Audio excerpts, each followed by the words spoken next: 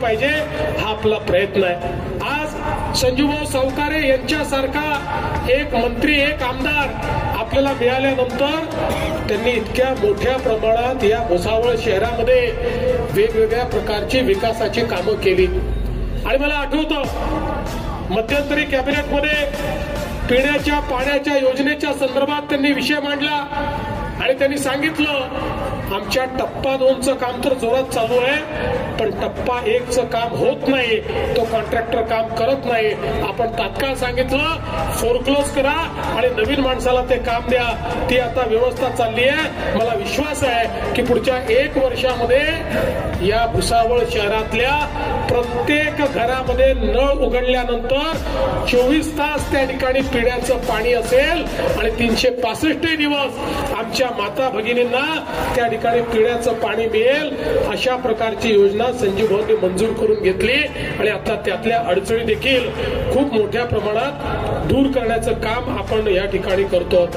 आणि एवढंच नाही तर आज वेगवेगळ्या प्रकारे या ठिकाणी जो विकास आपल्याला करायचा आहे, मला सांगताना आनंद वाटतो की महाराष्ट्रातल्या शहरांमध्ये पिण्याच्या पाण्याच्या योजना आणि सांडपाण्याच्या योजना, गटारीच्या योजना याकरता आम्ही वर्ल्ड बँकेला प्रपोजल दिलं आणि वर्ल्ड बँकेला सांगितलं आमच्याकडे इतके पैसे आहेत, केंद्र सरकार इतके पैसे देणार आहेत, एवढी गॅप पडते आहे. आम्हाला एकही शहर असं ठेवायचं नाहीये की ज्या शहरामध्ये ओपन नाल्या आहेत. आम्हाला प्रत्येक ठिकाणी भुयारी गटार पाहिजे आणि नुसतं भुयारी गटार नाही तर त्यातनं जे काही सीवेजचं पाणी आहे ते ट्रीट झालं पाहिजे, एसटीपी तयार झाला पाहिजे. आणि मला सांगताना आनंद वाटतो की आमच्या त्या योजनेला मान्यता मिळाली आणि गॅप फंडिंगचे पैसे आम्हाला वर्ल्ड बँक त्या ठिकाणी देते आहे. आमचा या ठिकाणी विश्वास आहे पुढच्या 3 ते 4 वर्षामध्ये महाराष्ट्रातल्या प्रत्येक शहरामध्ये भुयारी गटार असेल, त्या गटाराच्या पाण्यावर प्रक्रिया होईल आणि कुठेही घाण पाणी, सांडपाणी जमिनीत चाललाय, तलाव खराब करताय, विहिरी खराब करताय, अशा प्रकारची अवस्था राहणार नाही. हा आम्ही सातत्याने प्रयत्न केलाय. आज आपल्याला माहिती आहे वेगवेगळ्या योजनांच्या माध्यमातून मोठ्या प्रमाणात रस्त्यांचं नेटवर्क आपण करतो आणि त्यातनं चांगल्या प्रतीचे रस्ते तयार झाले पाहिजेत, काही प्रमाणात कॉन्क्रीट रोड तयार झाले पाहिजेत, अशा प्रकारचा प्रयत्न देखील आपला चाललेला आहे. खरं म्हणजे आज आपण जर बघितलं तर वेगवेगळ्या पद्धतीनं ही विकासाची गंगा ही आणण्याचा प्रयत्न आपण करतो.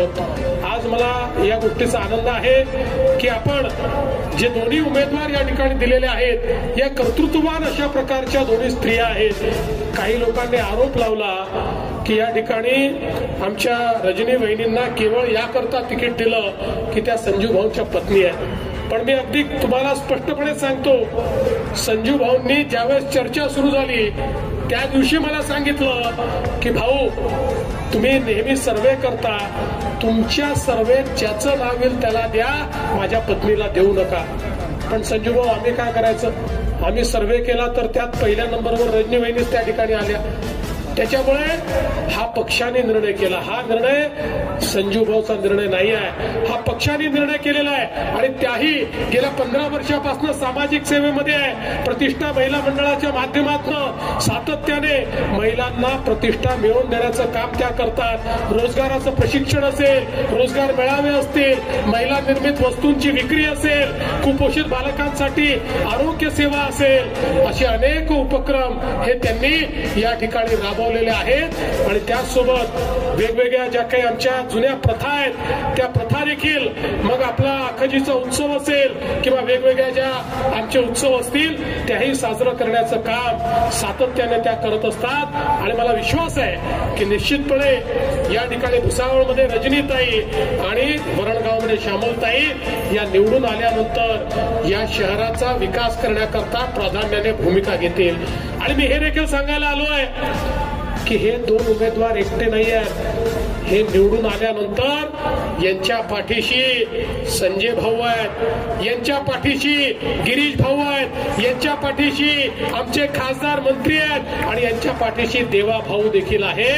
देवा भाऊही या ठिकाणी पूर्णपणे या दोन्ही भगिनींना पूर्ण ताकद या ठिकाणी देणार आहे. आणि म्हणून मी तुम्हाला एवढाच विश्वास देऊ इच्छितो, आज इतक्या मोठ्या प्रमाणात ही सगळी कामं या ठिकाणी चाललेली आहे, वेगवेगळी कामं ही पूर्ण होत आहेत, पण संजू भाऊंचं सातत्याने एक आग्रह मात्र आहे की मी टेक्स्टाईल मंत्री आहे पण माझ्या भुसावळमध्ये टेक्स्टाईल नाही, तुम्ही काहीतरी करा.